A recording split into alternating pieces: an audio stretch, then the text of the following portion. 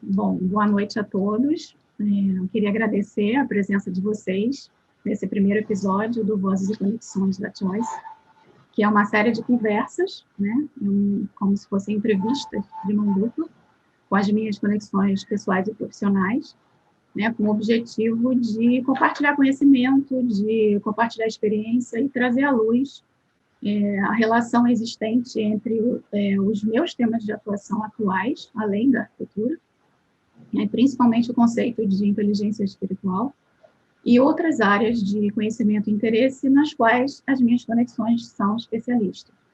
Então, hoje eu trago a convidada Isabel Weiss. Obrigada, Isabel, por aceitar o convite, né, para essa estreia da série, e estou muito feliz de ter você aqui. Então, boa noite, muito obrigada. Vou apresentar aqui a Isabel, né? A Isabel é psicóloga clínica, diretora do Espaço Terapêutico em Juiz de Fora. Ela atua nos setores público e privado desde 1992, é consultora organizacional em saúde mental, é autora do livro Mindfulness e Terapia Cognitivo-Comportamental, lançado esse ano pela editora Manoli. A Isabel é doutora em Ciências pela Universidade Federal de São Paulo, mestre em Saúde Coletiva pela Universidade Federal de Juiz de Fora, especialista em Terapias Cognitivas pela Universidade de São Paulo, e é certificada em Mindfulness pela Universidade da Califórnia. A Isabel também tem um podcast chamado Saúde Mental e Mindfulness, no Spotify, e ela contribui mensalmente com artigos para a coluna digital do Great Place to Work. Então, depois eu posso também passar todos esses links para vocês, né? E eu agora vou me apresentar rapidamente também. Bom, meu nome é Márcia, eu fundei a Choice em junho de 2019, né? A Choice é uma empresa de consultoria, de treinamento e projeto, e eu trabalho há mais de 25 anos transformando a vida das pessoas através do meu envolvimento com arquitetura, né? Com projetos de arquitetura. Então, eu tenho graduação e mestrado em arquitetura pela Universidade Federal do Rio de Janeiro, né? Na Faculdade de Arquitetura e Urbanismo, e facilitar a transformação nessa área específica de desenvolvimento humano tem me fascinado há cerca de 3 anos, né? E depois que eu me certifiquei como gerente do projeto pelo PMI, logo depois disso eu fiz um trabalho sobre liderança transformacional, em que eu incluí a inteligência emocional e inteligência espiritual. Então, nessa época, eu me aprofundei bastante nesse tema, acabei me especializando e obtendo uma certificação numa ferramenta de avaliação dos níveis das habilidades de inteligência espiritual, que é chamada SQ21.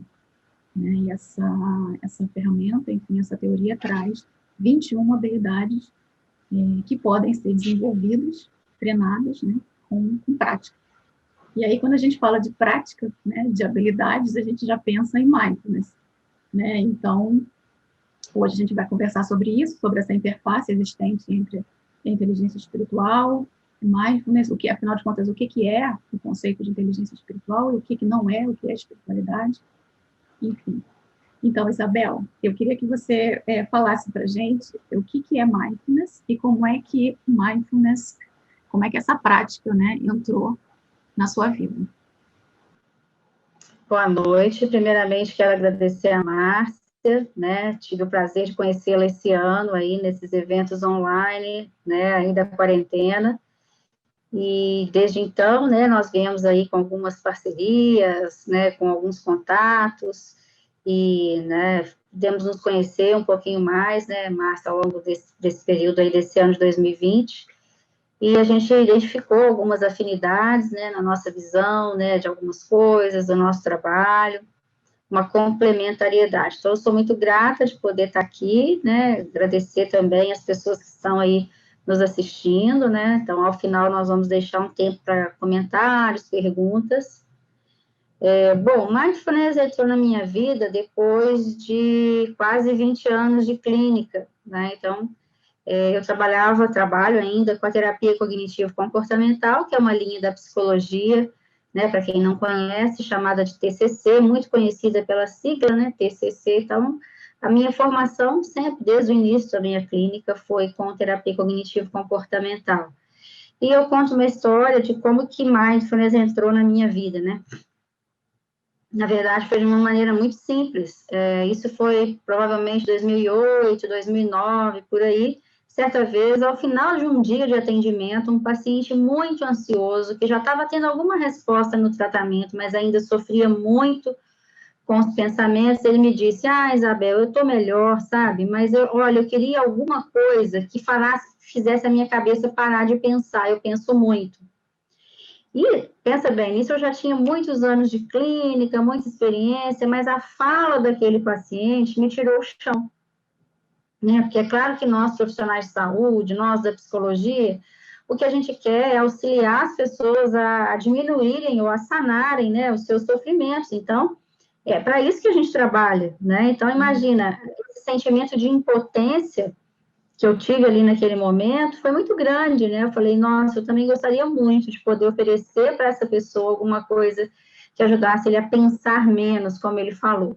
Bom, coincidentemente ou não, né?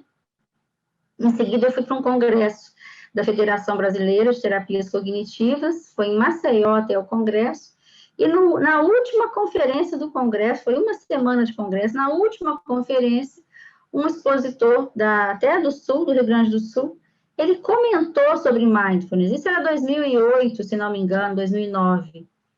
E, na verdade, não era uma palestra sobre mindfulness, ele falou sobre psicologia positiva e ele citou mindfulness. Foram, tipo, 1 ou 2 slides que ele colocou sobre a mindfulness.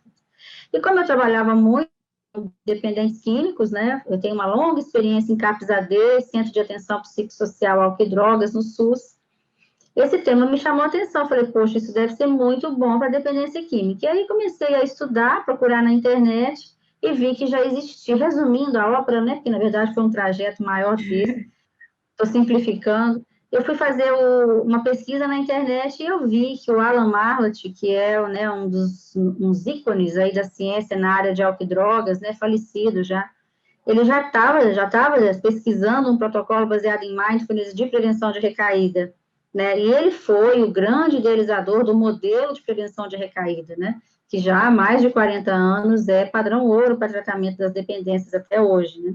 Uhum.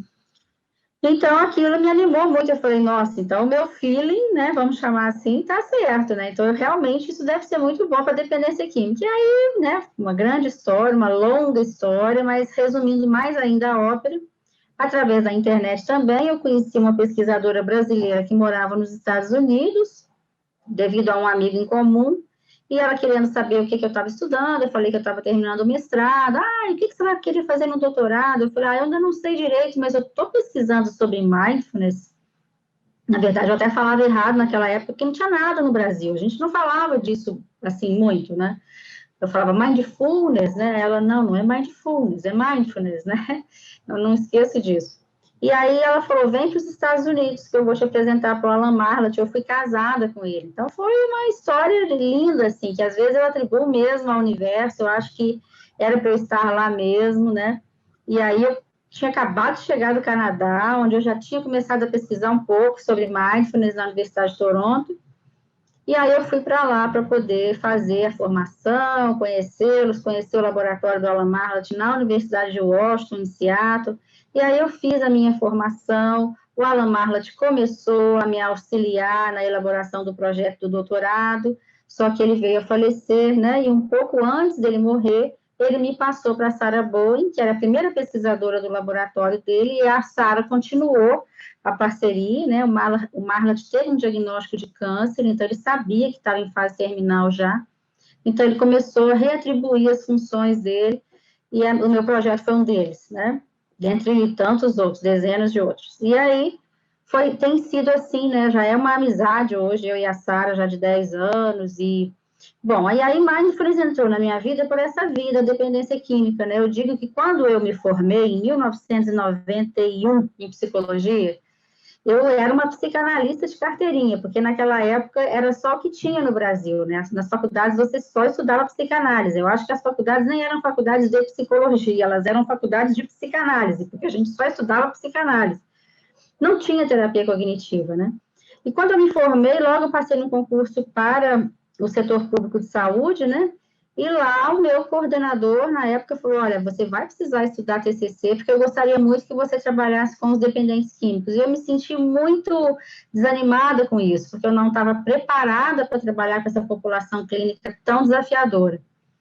Mas aí eu comecei a estudar TCC, e gostei, me identifiquei e foi. E eu digo que a dependência química trouxe muitos frutos para a minha vida desde o começo. Ela me trouxe, por exemplo, profissionalmente, ela me trouxe a terapia cognitivo-comportamental, e depois, quase 20 anos depois, ela me trouxe mindfulness, né?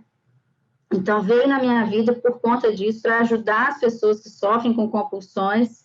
Só que aí a gente começou nas pesquisas, o próprio doutorado, que começou em 2011, aplicando esse protocolo, que é a prevenção de recaída baseada em mindfulness, né, o MBRP, Mindfulness Based Relapse Prevention, aplicando esse protocolo nos pacientes, na população da pesquisa, né, a gente começou a ver que os pacientes que, na verdade, eram tabagistas, eu apliquei o programa para um ambulatório especializado de tabagismo, os tabagistas começaram a ter outras melhoras, melhora do sono, melhora de dores crônicas, sabe, melhoras de quadros ansiosos, né, e aí a gente viu, né, nós começamos a constatar o caráter transdiagnóstico dessa ferramenta. Só que eu não tinha noção disso, eu fui ter noção disso ao final, analisando os dados da pesquisa, que hoje está tudo publicado, graças a Deus, missão cumprida, né? E então aí a gente começou a ver que realmente, então depois de 2016, que foi quando eu defendi o doutorado, aí eu comecei a aplicar para a minha clínica privada, né, para as instituições, formar grupos transdiagnósticos, realmente com pessoas com as mais diversas demandas, e até mesmo com caráter preventivo, né? Só que essa é a trajetória profissional, a trajetória pessoal, ela veio nessa mesma barca, sabe? Porque a gente, para se tornar um instrutor de mindfulness, isso primeiro passa por nós, né? Então, toda essa formação que eu fiz nos Estados Unidos, por exemplo, foi a formação pessoal, né? Onde eu desenvolvi essa habilidade e me encantei e comecei a perceber os benefícios disso na minha própria vida pessoal, né? Vários benefícios, né? E nisso eu realmente fiquei cada vez mais confiante de que essa ferramenta realmente poderia ajudar muitas pessoas, porque a minha ela já vinha ajudando muito. Então, eu fiz a formação completa, né? Eu fui até o modo avançado, que foi na Inglaterra, uns 3 anos depois, mais ou menos. E o modo avançado te permite formar instrutores. Então, além de poder aplicar para os meus pacientes, eu passei a poder formar novos instrutores, que foi o que a gente começou a fazer, né? Então, entrou desse jeito e foram alguns anos, né, até que isso fosse se sedimentando. Muito bom, muito interessante a história. E essa que você comentou, né, dessa sincronicidade, né, de você estar no lugar certo, na hora certa, né, e tudo que veio para você foi tão alinhado com o que você, né, depois de um tempo você viu que aquilo ali era o seu caminho, que aquilo, que você podia tirar bons frutos dali. Isso é uma habilidade, né? Conseguir enxergar essas conexões, né, do universo, como você falou, né? Será que foi o universo mesmo que conspirou? Sim, né? Isso, conseguir enxergar a sincronicidade em eventos, né? Eu digo que eu não acredito em coincidências, né? São coisas que estão ali realmente para a gente enxergar e ver isso é uma habilidade de inteligência espiritual. Né? Então, tem um pouco a ver aí com essa questão, né? Da gente conseguir estar atento com o fluxo da vida, com coisas que acontecem, você vai ligando, né? Pessoas certas vão aparecendo na sua vida, na hora que você precisa, assim como o oposto também, né? Você passa, de repente, a receber, como eu vou dizer, confirmações, né? De que você é a pessoa que fulano estava procurando, né? Então, essas sincronicidades começam a aparecer bastante. Mas não é todo mundo que enxerga essa relação. Mindfulness é uma ferramenta de atenção, né? Para você se tornar um gestor da sua atenção. Então, tem muito a ver com isso que você está falando.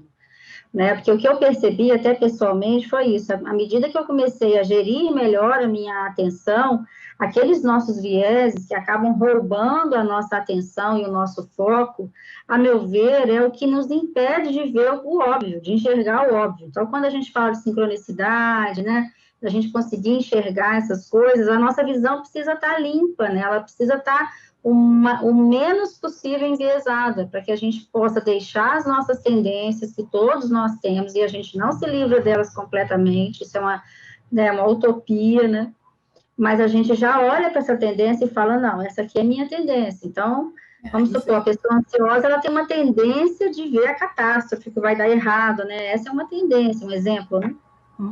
Isso tem muito a ver com uma coisa assim, chave da linguagem da inteligência espiritual, né? Da gente conseguir enxergar os nossos gatilhos, conseguir enxergar, ouvir as nossas vozes internas, né? Porque a gente tem vozes que falam, né? Então, a gente, nessa teoria da inteligência espiritual que eu sigo, tem uma linguagem que é muito chave, que se relaciona com a gente conseguir enxergar em nós a voz do ego e a voz do eu superior, né? Então, essas duas perspectivas, né? Quem é que está falando na minha cabeça, né? Eu estou operando a partir de que perspectiva? De um ego, que muitas vezes é imaturo, e que não me deixa focar no que é importante, que está sempre na defensiva, ou está sempre apontando o dedo para o outro, né? Será que eu estou agindo a partir desse lugar? Ou será que eu tenho uma voz que é mais sábia, mais compassiva, mais silenciosa, muito mais silenciosa, e que eu tenho que realmente ter uma atenção dedicada para conseguir ouvir, né? Então, fugir das reações piloto automático, né? Piloto automático é um termo que a gente usa muito na inteligência espiritual, na inteligência emocional e mindfulness também, né, Isabel?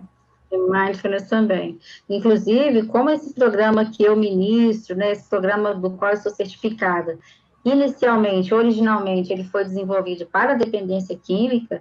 Piloto automático é uma palavra, né, um termo que a gente usa muito na dependência química, né? A pessoa que abusa de drogas, de substâncias, geralmente ela faz isso em momentos de piloto automático. Muitas vezes a pessoa não quer, ela quer se recuperar, ela não quer mais usar drogas, ela já tem a vida dela completamente prejudicada pela droga há muitos anos, né? Então, ela não quer, mas ela está automatizada, né?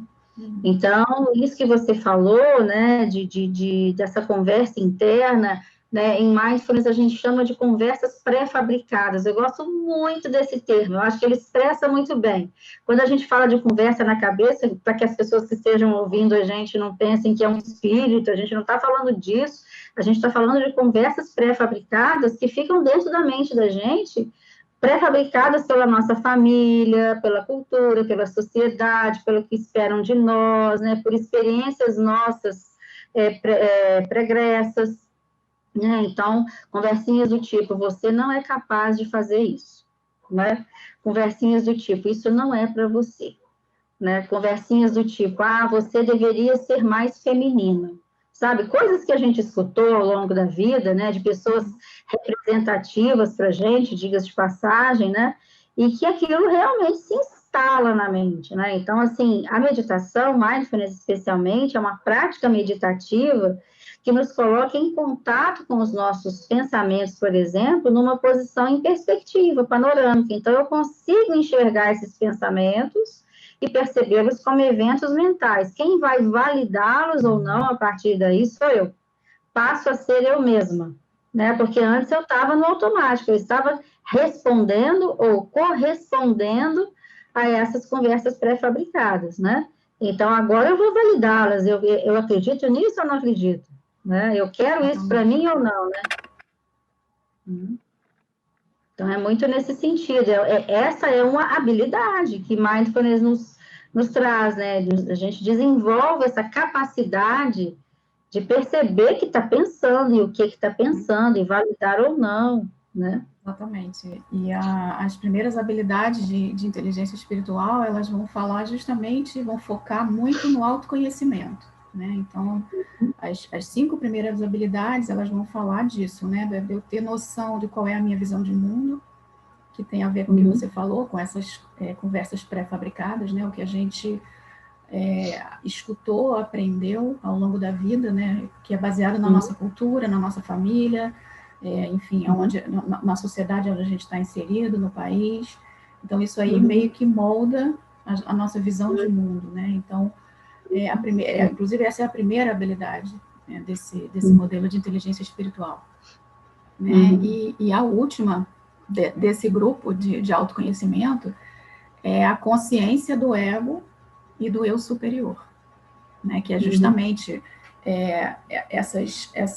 essas vozes internas que acabam, às vezes, fazendo com que a gente se identifique tanto com elas e não consiga vislumbrar uma outra possibilidade de resposta, uma outra possibilidade de comportamento, né? Então, essa noção, ela vem com o silenciar, né? Quando a gente começa a tentar interromper o fluxo das vozes que gritam, né? Que as vozes do ego imaturo, claro, né? Porque o ego amadurece. Então, enquanto ele ainda é imaturo, ele fica nessas conversas pré-fabricadas como se elas fossem a verdade a respeito da pessoa, né? Quando não é. Então, eu acredito que com o mindfulness, a pessoa silencia e começa a conseguir ouvir a sua própria voz mais madura, mais consciente. São os insights, né? Existe os 4 pilares, né, da saúde mental, né? O insight é um deles, né?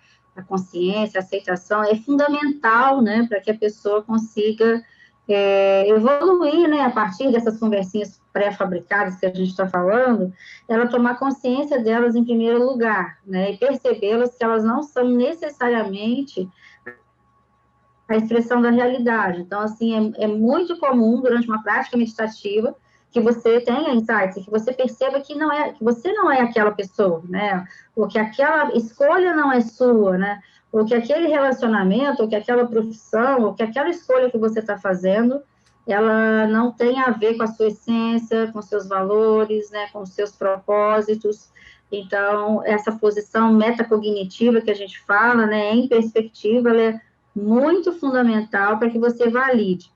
Aconteceu uma coisa muito legal comigo essa semana, até num webinar que eu participei ontem, eu contei, que foi muito legal. Eu estava preparando uns slides para uma palestra essa semana, e aí aquele programinha que tem, né, do PowerPoint, do computador, que ele te oferece alternativas de figurinhas para você enfeitar, né, o seu slide. Aí, no slide que eu fui colocar mindfulness, o que é? Aí, qual foi a figurinha inusitada que o computador me ofereceu? Uma impressão digital. Eu nunca tinha visto isso. Eu olhei para aquela figura, primeiro eu não identifiquei. Eu falei, ué, o que ele está me oferecendo aqui? Que desenho é esse? Eu falei, gente, isso é uma impressão digital. Eu falei, que legal, gente, o computador pensou alguma coisa, né, o programa, né, pensou alguma coisa que eu nunca tinha pensado. E eu adotei aquela figurinha, sabe? Eu vou passar a adotá-la algumas vezes, ou seja, né, mindfulness nos aproxima da nossa impressão digital, né? Eu sei qual é a minha impressão digital, eu sei qual é a minha verdadeira identidade, que, diga-se de passagem, não tem mais nenhuma no planeta igual a mim, nem a minha irmã gêmea seria como eu, né? Então, assim, eu não tenho irmã gêmea não, tá, gente? Estou só dando um exemplo. Então, assim, não existe. Então, assim, que impressão é essa, sabe? O que está impresso em mim, mas que seja realmente fidedigno ao que eu penso, ao que eu sinto, aos meus valores, ao que é importante para mim, né? Então, a meditação regular, né? Ela, em função desse silêncio que você falou, que ela promove, ela nos aproxima, né? Exatamente disso, né? Do que é essencial para mim e, principalmente, como eu falo sempre, o que é inegociável para mim, né? O que é inegociável, o que eu posso realmente abrir mão e o que não. Tá? Mas isso, dentro da perspectiva da terapia cognitivo-comportamental e de mindfulness, parte muito da nossa relação com os nossos pensamentos. Nós somos reféns dos nossos pensamentos sem perceber. Um dos primeiros trabalhos que a gente faz com os nossos pacientes na TCC é auxiliá-los a fazer essa diferença. O que é um pensamento, o que é uma emoção, o que é uma sensação física, né? Para que ele consiga ir descascando essa cebola e percebendo o que é o quê. Porque, na verdade, isso tudo vem muito casado. E, geralmente, a gente tem acesso primeiro aqui à nossa emoção, uma emoção forte, você consegue perceber medo, né? Você consegue perceber. Agora, o que que você está pensando em relação a esse medo? Se você vai validar isso ou não, né? E quais são as sensações físicas que desencadeiam, né, todo esse processo? Isso muitas vezes a pessoa não está consciente, e é muito importante que estejamos, né? Para que a Exato, gente possa, né? exatamente, essa consciência, né, das questões da emoção, do corpo, enfim. Eu trabalho muito com esse conceito das 4 inteligências, então isso que você falou aí está bem em consonância. Então, eu chamo de dinâmica das 4 inteligências, né? Então, quais seriam as 4 inteligências, né? Claro, a gente sabe que o ser humano tem mais do que 4 inteligências, né? Tem as inteligências múltiplas do Howard Gardner, enfim. Mas as 4 que eu trabalho são a inteligência física, que eu já comentei, né? O QI, a inteligência emocional e a inteligência espiritual. Então, a gente faz uma conscientização, né? Promove uma conscientização que são linhas de inteligência distintas, né? Cada uma se desenvolve independentemente da outra, mas elas se relacionam muito. E o que você desenvolve numa inteligência acaba influenciando e levando você a desenvolver capacidades e habilidades de outra inteligência, né? Então, a inteligência espiritual, ela funciona como uma inteligência de coroamento, digamos assim, né? Porque ela amplifica as capacidades nossas das outras 3 inteligências, né? Então, a questão da noção do corpo, a sabedoria do corpo, que, inclusive, a inteligência física, ela normalmente é a mais negligenciada de todas, né? O ser humano acaba não dando valor ou não cuidando bem do corpo. E padecem nas outras inteligências, né? Porque uma pessoa que não come direito, que não dorme direito, não vai ter um rendimento intelectual satisfatório no dia seguinte, né? Enfim, então essas coisas se relacionam muito. E isso é uma coisa que, com o tempo, né, vai ficando mais presente ainda, né? Então, e assim, a inteligência espiritual, ela é a última das inteligências a aflorar no ser humano, né? Então, ela vem aí por volta de uma média de 35 anos, mais ou menos, não é uma média, não é certo isso, algumas pessoas desenvolvem a inteligência espiritual mais cedo, enquanto outras pessoas não desenvolvem, né, vão deixar para se desenvolverem, vão desenvolver mais tarde ainda. Isso depende muito da pessoa, né? Mas, enfim, então essas 4 são as inteligências que eu chamo de chave para o nosso desenvolvimento. Aí, por que são chave, né? Porque são as que são responsáveis por tudo aquilo que um ser humano normal precisa para ter uma vida melhor, né? Cuidar do corpo, cuidar das emoções, conhecer as emoções, né? Então, assim, a questão do corpo, enfim, que queria te fazer uma pergunta. Como eu fiz o treinamento com você, né? Eu vi que no início do treinamento você propõe sempre a meditação do escaneamento corporal, né? Então, assim, eu enxergo muito essa meditação como a inteligência física, né? A importância que eu dou para a inteligência física, né? Essa coisa de ter o corpo como sabendo das coisas, né? Você saber ler as mensagens que o corpo está te dando, né? Claro, é ligado também à inteligência emocional, porque as emoções vêm e você sente, né? Tem as sensações, às vezes a mão sua frio, às vezes o coração bate, às vezes tem uma sensação ruim nas costas, que não necessariamente é uma dor nas costas, mas um peso, né? Então, saber identificar onde essas emoções estão e tentar procurar entender o que elas representam, né, no nosso dia a dia, enfim, isso aí é tudo. Eu vejo muito essa prática do escaneamento corporal como auxiliar, né, para isso tudo, né, como, na verdade, como fundamental para a gente conseguir entender mais o corpo e conseguir ler melhor esses sinais, né. Então, eu queria te perguntar, dentro do mindfulness, sempre se começa com essa meditação? E qual é a importância dessa meditação, né? A prática do escaneamento corporal, ela está presente em muitos programas baseados em mindfulness, né? Existem vários programas na área da saúde, é importante ressaltar isso, né? Esses programas, eles são laicos, né? Eles estão dentro da área da saúde, né? E muitos programas oferecem o escaneamento corporal como a porta de entrada, né? Para o desenvolvimento dessa habilidade da consciência plena, da atenção plena. Dentro da terapia cognitiva de terceira geração, que são os construtivistas, né, eles vão dizer, né, já há muitos anos, há mais de 30 anos, né, alguns estudos mostrando que os bebês humanos, né, o primeiro registro que eles têm da experiência humana, né, fora do útero materno, é através das vísceras, né, então, a nossa grande sabedoria, né, a palavra wisdom, né, a sabedoria, a nossa grande sabedoria, ela está registrada visceralmente, tanto é que é assim que a gente se expressa, né, muitas vezes, eu estou com o coração apertado, isso aí para mim foi uma pontada no meu estômago, né, e por aí vai, as nossas referências em relação à nossa experiência emocional, ela é bastante visceral, então a gente perde com o nosso crescimento, com a intelectualidade, com a racionalidade, o desenvolvimento da linguagem, etc., nós vamos perdendo essa habilidade de olhar para as nossas vísceras, para o nosso corpo, para os nossos músculos, igual você falou, né, para a nossa estrutura corporal, como sendo um grande mensageiro, e é um grande mensageiro. O bebê humano também, quando ele nasce, ele não tem pensamento estruturado, né? A forma como ele se relaciona com o mundo é através do estômago, essencialmente. Hoje eu vi uma frasezinha muito bacana no Instagram, que eu não vou saber repetir aqui, mas ela falava, a pessoa perguntava isso, gente, mas por que o coração é que ficou tão famoso, uma vez que quem mais sofre é o meu estômago, né? É verdade, né? O nosso sistema gastrointestinal sofre pra caramba, né? E, no entanto, é o coração que levou a fama toda, né? Então, é verdade. Então, a criança, por exemplo, se relaciona muito com o mundo, inicialmente, através do estômago, né? Então, estômago cheio, conforto, carinho, proteção, segurança, aconchego.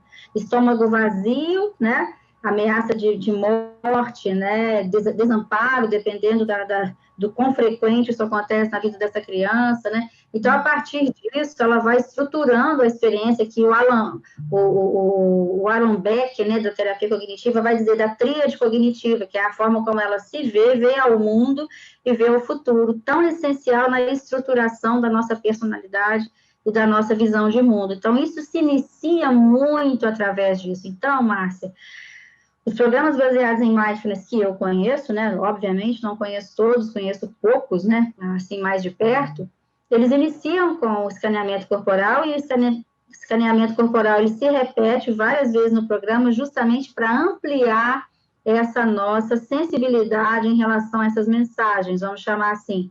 Tanto é que você que passou pelo treinamento, você deve ter visto isso, a primeira vez que a gente apresenta escaneamento corporal, a maioria das pessoas acha isso muito esquisito. Você falou para eu sentir meu dedão do pé, Isabel, como é que eu faço para sentir meu dedão do pé? Eu não sinto meu dedão do pé, né? E à medida que o escaneamento vai sendo treinado, ele se torna o queridinho do programa, né? Porque as pessoas vão se familiarizando com o seu corpo, vão conseguindo silenciar o seu corpo e, principalmente, né, Márcia, vão conseguindo ouvir o seu corpo, né? Então, eu faço para você a seguinte pergunta, não é? Você se sente confortável em tal situação? Será que você sabe responder isso? Muitas vezes as convenções sociais, as nossas conversinhas pré-fabricadas, o que eu acho que o outro vai pensar, uma série de outras coisas não me deixam perceber se eu estou me sentindo confortável nessa situação X ou Y, né?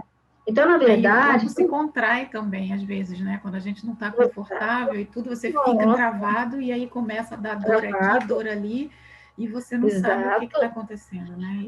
Às vezes você tem um compromisso, né?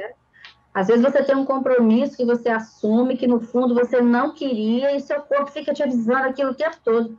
O seu estômago, né? Ele fica te avisando aquilo o tempo todo, o seu intestino te avisa o tempo todo. Então, na verdade, é uma habilidade que se treina, é uma performance que a gente desenvolve, resgatando, obviamente, aquela nossa capacidade inata, né, de nos relacionarmos com o mundo de uma maneira coordenada, né, de uma maneira em que você se perceba como parte integrante desse universo, né? Uma das coisas que também eu vi que tem uma interface bacana, né, da inteligência espiritual com mindfulness é a questão da humildade, né?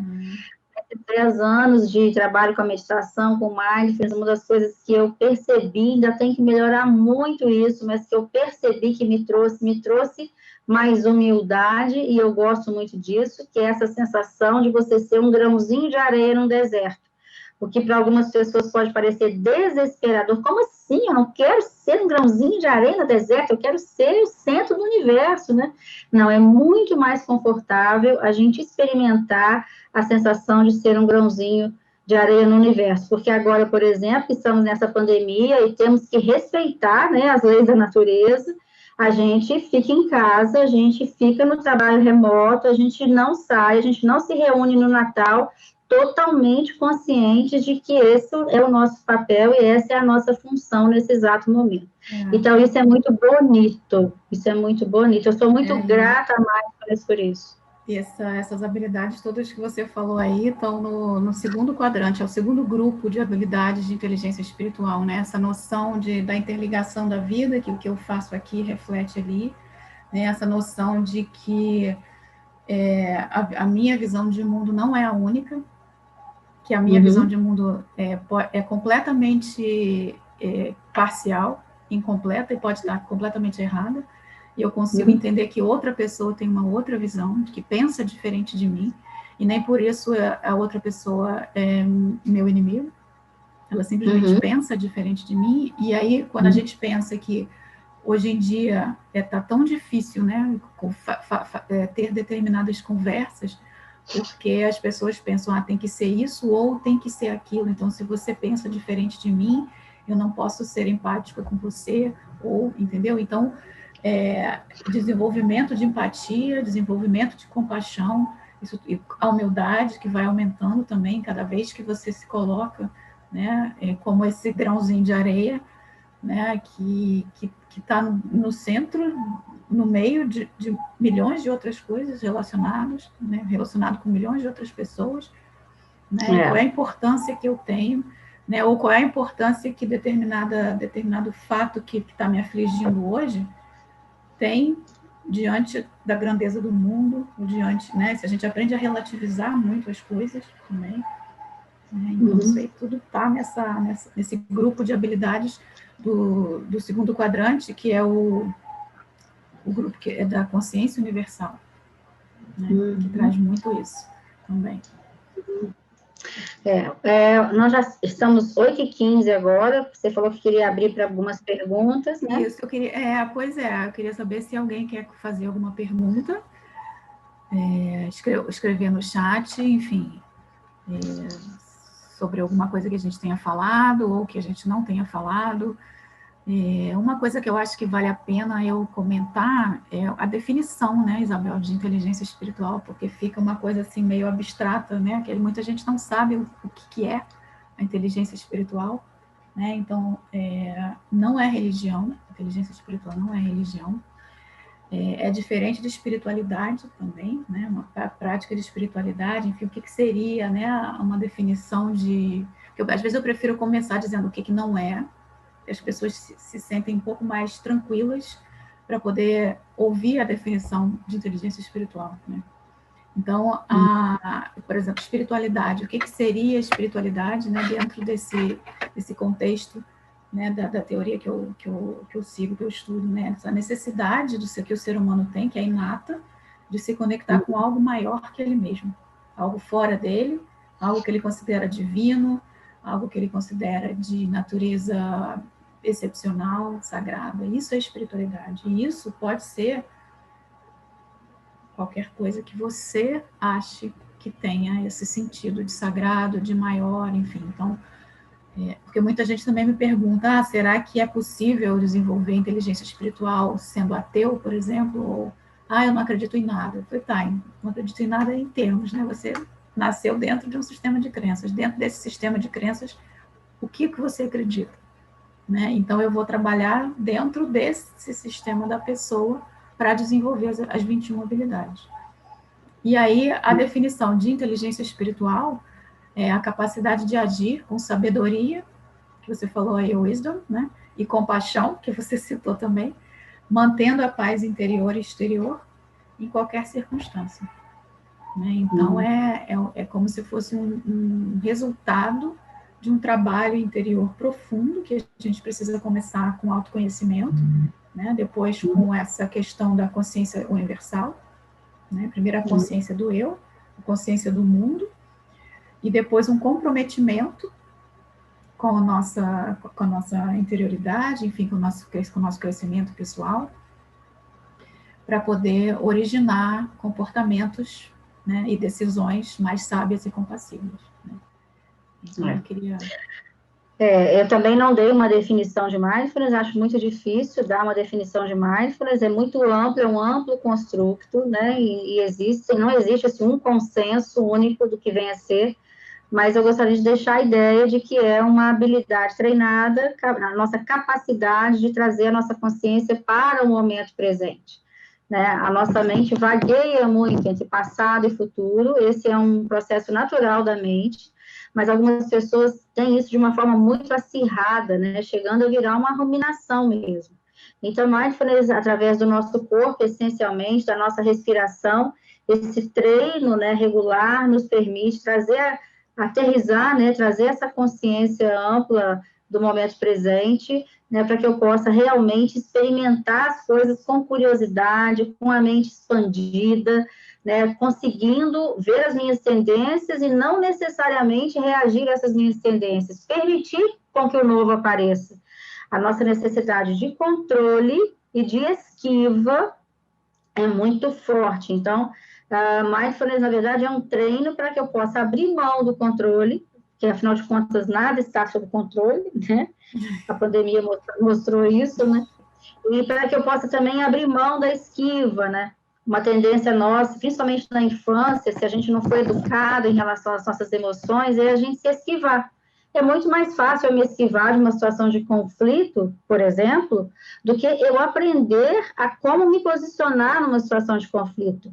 Né? Eu me lembro de um canadense, né, o Greenberg, que ele fala, né, que a escola, por exemplo, ensina para o menino até escovar dente, mas não ensina para o menino como lida com as emoções, como lida com o conflito. Por que a escola não ensina isso? Aí você pode estar me dizendo, Isabel, você está jogando para a escola uma responsabilidade que seria dos pais? Não, a responsabilidade ela é compartilhada, deveria ser compartilhada, porque os pais estão, né, os pais eles estão numa nuvem cinza, né, de emoções também, que muitas vezes eles mesmos não sabem resolver isso, e isso acaba passando para os filhos, né? A escola não, a escola é uma ferramenta, né, é uma instituição teoricamente preparada para a educação. Então, ela poderia e deveria também estar preparada para nos auxiliar a todos no desenvolvimento das nossas habilidades, né, cada vez mais. E a gente vê que hoje muitas escolas já estão bastante antenadas com isso, né? Isso era o que eu ia comentar, porque hoje em dia tem muito trabalho de inteligência emocional nas escolas já, né? Isso é sim, muito bom. Sim, sem dúvida, sem dúvida.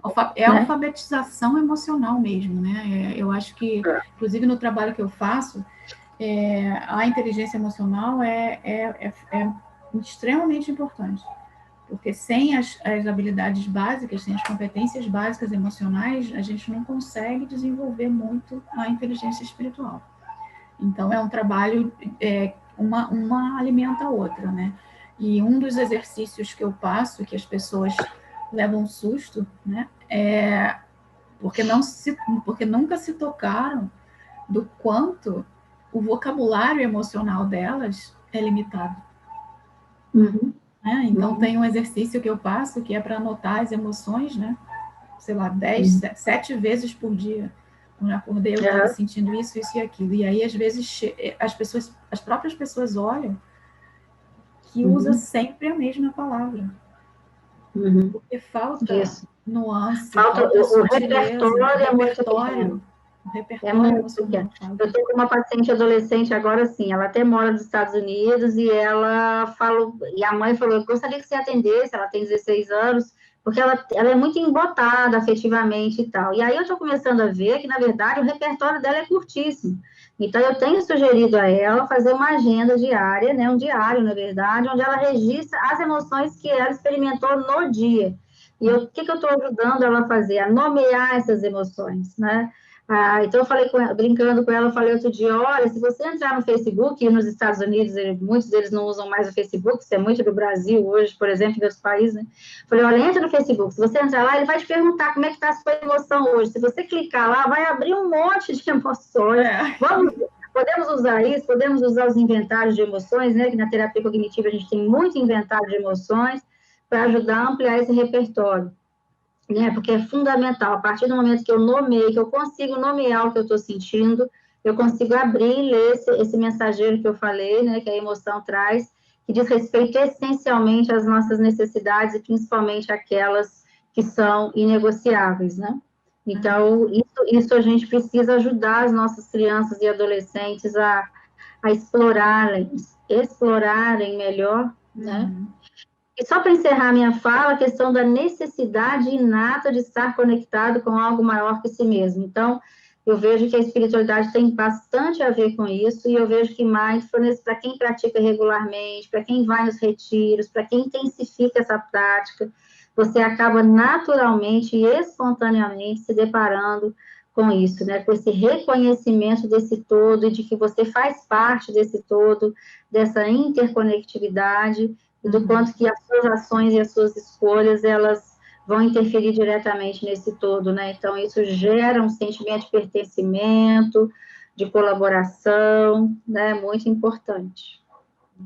Muito. Bom, você tinha falado das perguntas, né? As pessoas vão ter que abrir o canal, abrir o áudio. Sim, aí. pode abrir o microfone. Se alguém quiser perguntar alguma coisa, vocês estão convidados a fazer perguntas. Se vocês não quiserem falar, a gente vai continuar conversando. Com certeza. Né? Isso que você falou aí, Isabel, agora desse comprometimento, né? Comprometimento com o crescimento espiritual é uma outra habilidade de inteligência espiritual que está lá no grupinho no terceiro grupo, que é de autoconhecimento profundo, né? Então, quando você se compromete realmente, esse seu comprometimento ele acaba sendo demonstrado por ações suas, né? Então, quais são as práticas que eu faço diárias, ou de 2 em 2 dias, enfim, aí vai de acordo com a pessoa, que demonstram para mim mesma, e acabo demonstrando para os outros, né, porque os outros percebem, os outros veem, que eu sou uma pessoa comprometida com o meu crescimento espiritual, né. Então, essa coisa de buscar aprendizado, né, ler sobre os assuntos, ter a prática diária de mindfulness, por exemplo, de meditação, de oração, né? Então, e, por exemplo, dotar as suas atividades diárias comuns, né? De um senso de sagrado, de um ritual, aquilo ali passa a ser uma prática contemplativa para você, né? Passa a ser quando você propõe, né, a meditação mindfulness na vida diária, né, para escolher uma atividade comum do dia a dia e focar sua atenção plenamente naquela atividade, né, isso é contemplação para mim, né? Se você vai contemplar uma coisa que você está fazendo, você está trazendo consciência para aquele momento ali. Exatamente, né? Não só trazendo consciência, mas dotando aquilo de um outro sentido, às vezes, porque ao você focar sua consciência plena naquilo, aquilo pode te trazer uns insights e aquilo pode ganhar um significado profundo, diferente do significado que você dava antes. Então, por exemplo, cozinhar, lavar louça, pode se tornar uma prática contemplativa espiritual, dependendo de como você lida com aquilo, né? E a gente dá muito exemplo dessas coisas do dia a dia, lavar louça, tomar banho e tal, isso é muito interessante, mas outro dia eu estava dizendo para o paciente, você pode prestar atenção nesse marido com quem você vive há 24 anos, 25 anos, sei lá que ela vive, e observar essa pessoa não é mais a mesma com a qual você se casou. A nossa mente tende a reproduzir, achar que sabe, achar que conhece, e com isso a gente cai numa zona enorme de comodidade e de desânimo, né, de achar que não tem mais nada novo, né? E tem muita coisa nova, a gente aqui não viu. E aí ela falou assim para mim, Isabel, você está falando de quê? De eu paquerar o meu marido? Eu falei, exatamente, de você paquerar o seu marido. Que tal, né? Você olhar para ele e ver, olha essa ruguinha, olha esse cabelo branco, que legal, que bonito que ele tá, né? É justamente isso, para que eu possa despertar a minha mente para aquele novo que se apresenta a cada segundo do meu dia. A nossa mente tende a categorizar, e as mentes rígidas, né, os mindsets fixos, né, aquela ideia do mindset é legal também, o mindset fixo, não, ele tende a reproduzir, ele tende a querer controlar as coisas e de uma maneira inflexível, né, mas a ideia do mindset de crescimento é exatamente o contrário disso, você se abrir para a novidade, né. Uhum.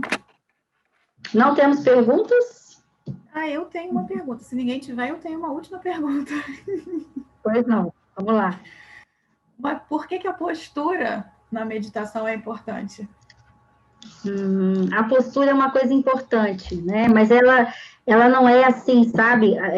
A gente sabe que muitas pessoas não procuram a meditação justamente por causa da postura. Eu não consigo ficar na posição de lótus, eu não tenho flexibilidade, eu tenho muita dor na coluna. Então, mindfulness é uma prática laica, né? É fundamental que você encontre a posição que for confortável para você. Isso pode ser uma cadeira sua de trabalho, que seja firme. O importante na meditação é a gente manter a nossa coluna reta, né? Porque com isso eu fico numa posição mais confortável, eu consigo respirar melhor e eu consigo manter a minha mente alerta. A gente fala que é uma posição digna, né? Mas não necessariamente precisa ser aquela posição de lótus, eu preciso encontrar o que é confortável para mim, porque se eu ficar numa posição desconfortável, aquela dor, aquele desconforto vai ficar me distraindo.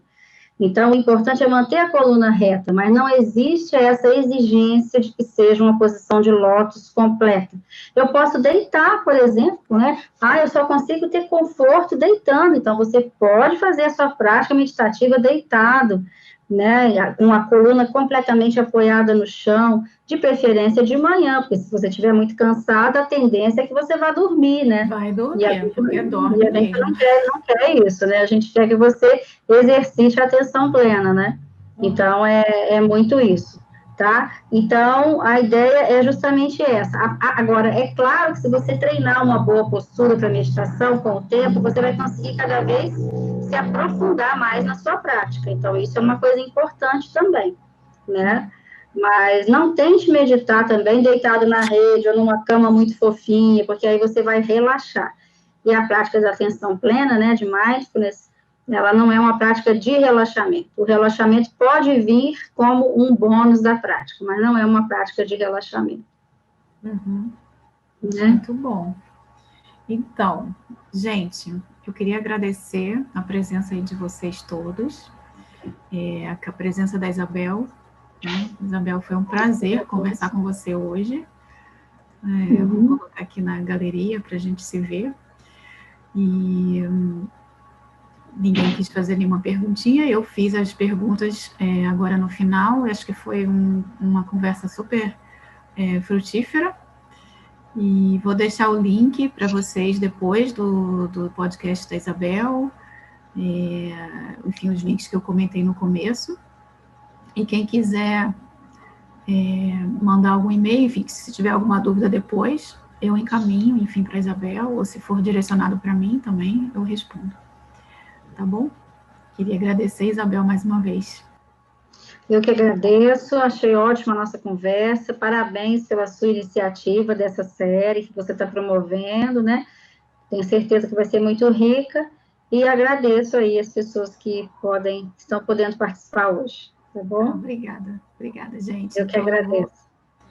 Eu vou parar aqui a gravação e a transmissão. Obrigada.